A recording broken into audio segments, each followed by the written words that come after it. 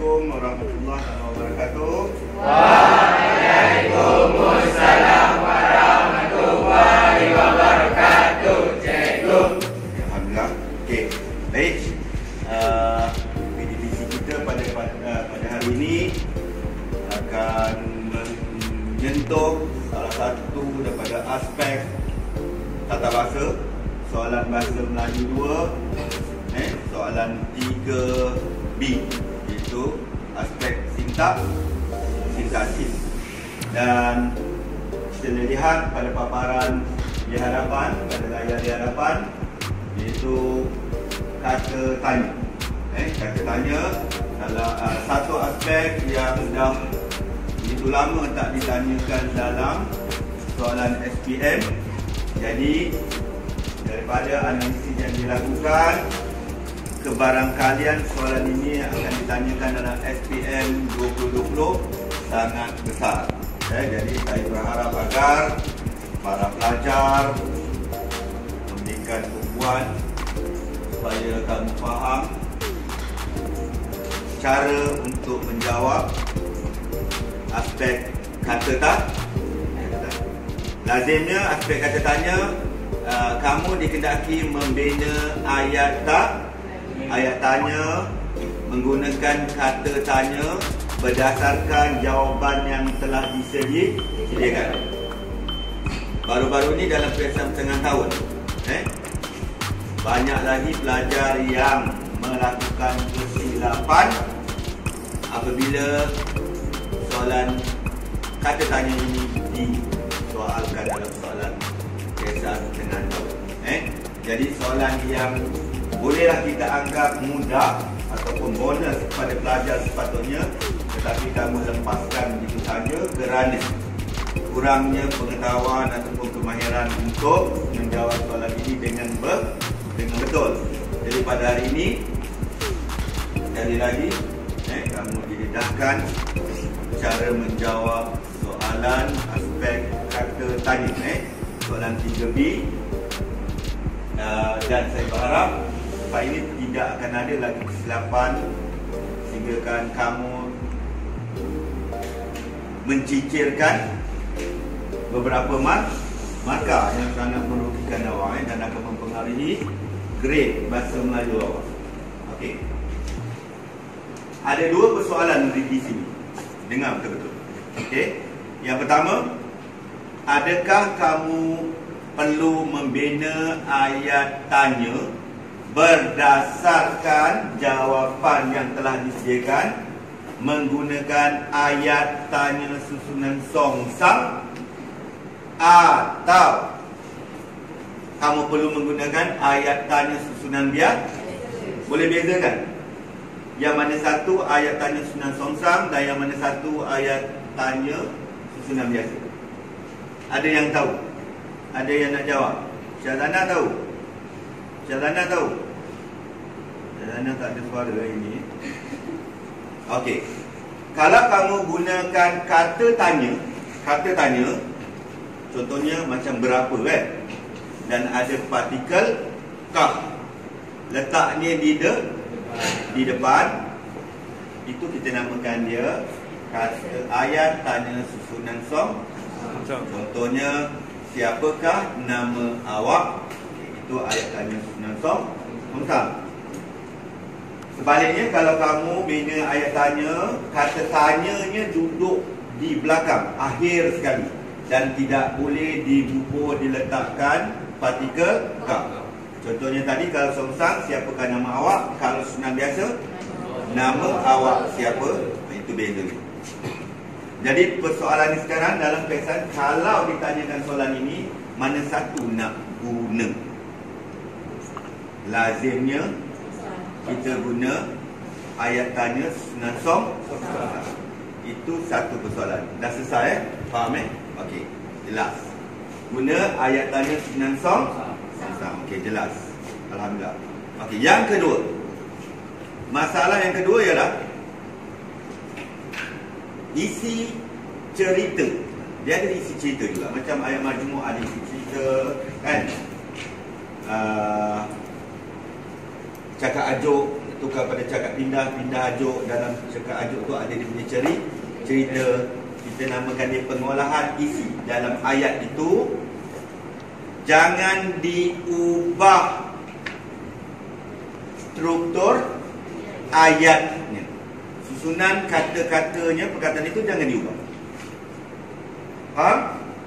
Okey. Dan yang paling penting, jawapan ayat tanya yang awak bina itu mestilah sama setara dengan jawapan yang disediakan, yang diberikan. Barulah dapat mark apa? Penuh. Barulah dapat mark apa? Penuh. Okey. Kita perhatikan pada layar di hadapan. Perhatikan betul-betul.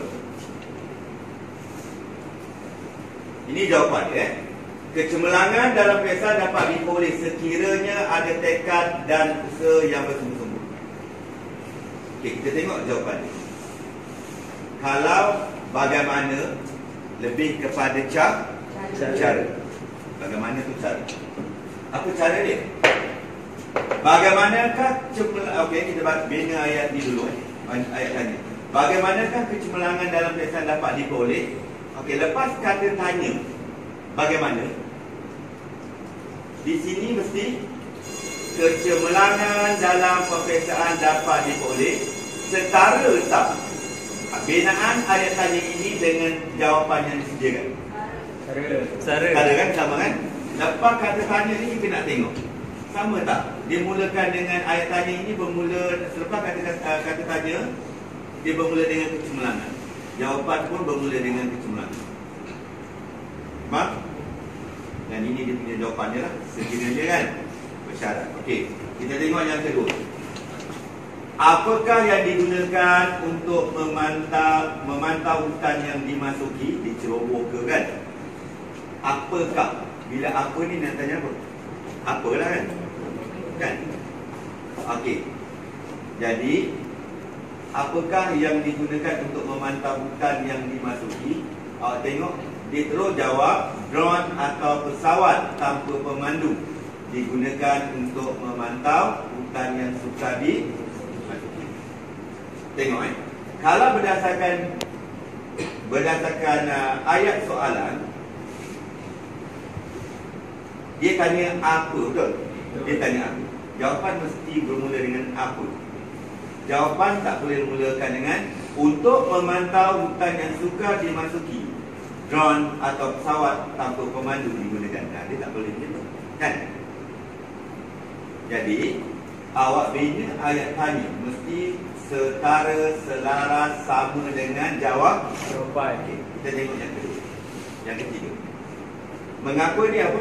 Biasanya sebab. Okey. Mengapakah murid itu digantung persekolahan selama seminggu? Lepas kata tanya mengapakah? Ayat tanya bermula ataupun disambung dengan kata nama murid. Kata murid dah senang. Tengok. Jawapan yang disediakan juga bermula dengan murid. Murid itu digantung persekolahan selama seminggu kerana konten sekolah. Okey? Mesti sama. Sini dengan jawapan mesti sama. Dan dalam biasa awak akan tengok sini dulu kan? Awak tengok jawapan dulu, betul? Awak tengok jawapan dulu.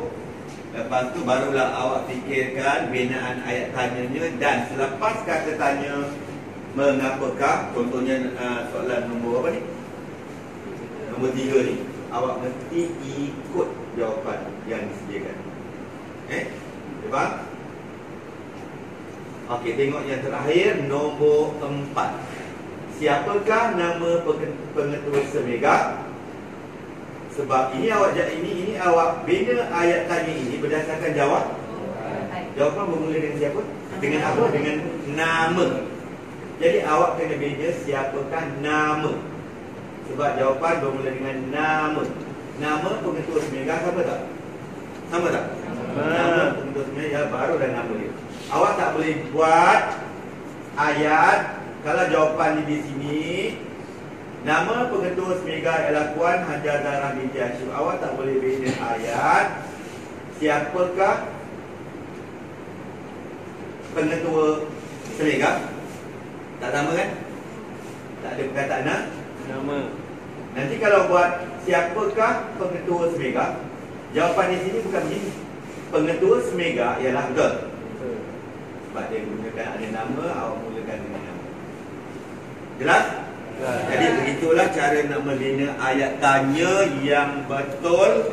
Dan kita lebih cenderung menggunakan ayat tanya susunan songsang yang lebih mudah, yang lebih dekat dengan diri awak selama ni kan. Dan binaan ayat tanya mesti setara sama dengan jawapan yang diberi. Dan segi apa? Maksudnya kekal sama. Yang kedua, pengolahan isi ataupun yang kita katakan struktur ayatnya. Daripada binaan perkataan-perkataan yang dibina itu dalam ayat tanya ini mesti sama dengan jawapan yang diberikan. Susunan ayat jawapan yang disediakan. Jelas? Jelas tak? Jelas. Alhamdulillah. Itu saja PDPC kita pada hari ini. Dan untuk kemudahan, sila lihat latihan dalam buku Ujana Tata Bahasa. Cari halaman yang keberapa tu ada di dalam tu, dan kita awak buat dan kita akan diskusikan kemudian. Buku surat berapa Zul? Buku ayat tanya. Kalau tak ada dalam BAT, pasti ada dalam Masterclass. Kalau tak ada dalam Masterclass, mesti ada dalam, rasanya dalam MOU. Okey, halaman berapa? Halaman nombor surat 58 ayat tanya. Itu saja daripada saya. Sekian, Assalamualaikum warahmatullahi wabarakatuh.